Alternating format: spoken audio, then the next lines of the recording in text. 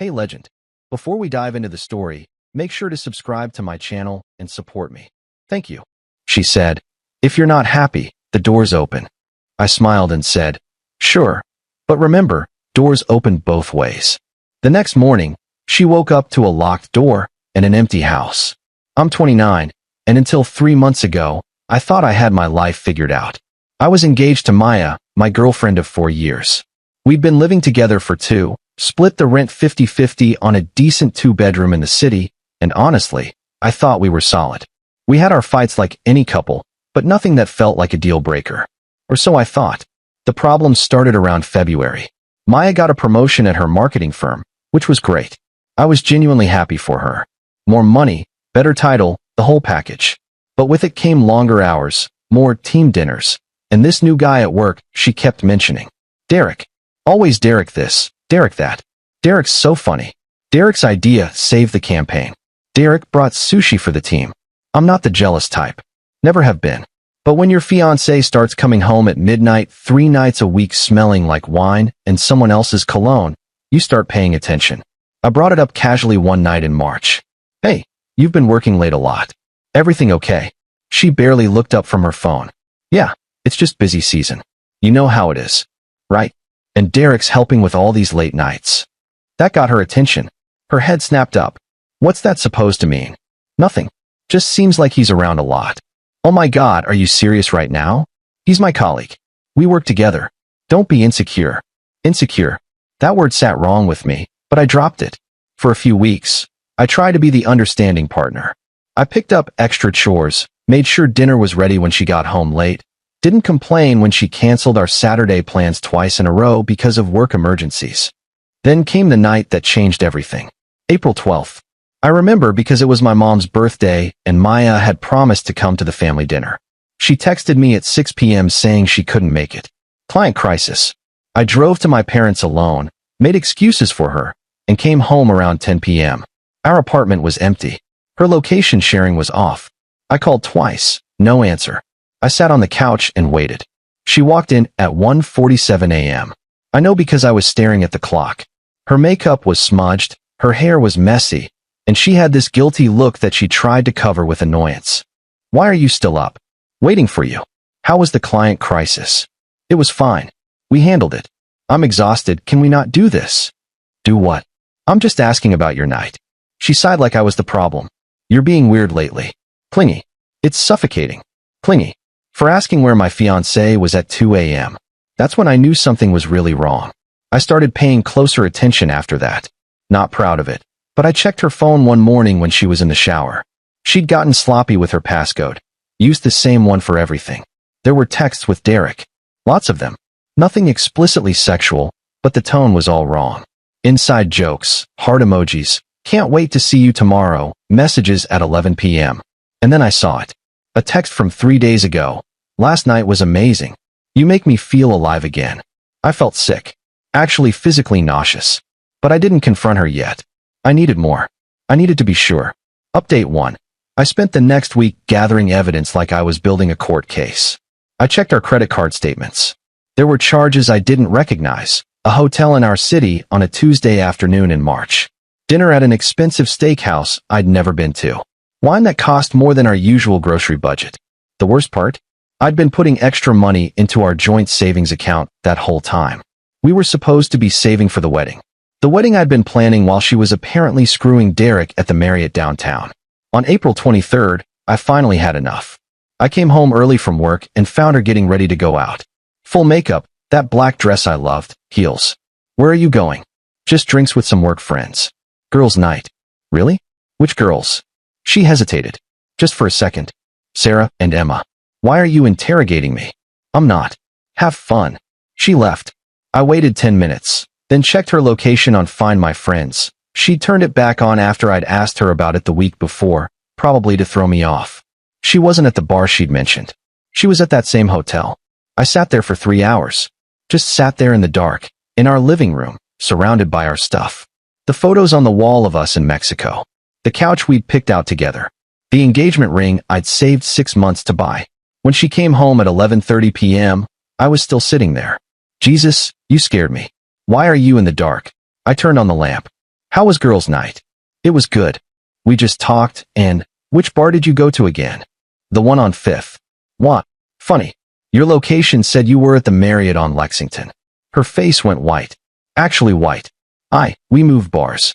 It was loud. Stop. Just stop lying. The silence was thick. She knew I knew. How long? I asked. It's not what you think. How long? She sat down, wouldn't look at me. 2 months. But it's not serious. It just happened. You've been so distant lately, and he was there, and I didn't mean for it to. Get out. What? Get out of my sight. Go sleep in the other room. I can't look at you. We need to talk about this. No. We don't. Not tonight. Update 2. She tried to talk the next morning. I'd already decided what I was going to do. I'd spent the whole night awake, running through scenarios, thinking about money, the lease, the wedding deposits. I want to work through this, she said over coffee she made like that would fix things. It was a mistake. I'll end it with Derek. I'll quit if I have to. Please. I love you. I just stared at her. Do you know what I was doing while you were fucking him?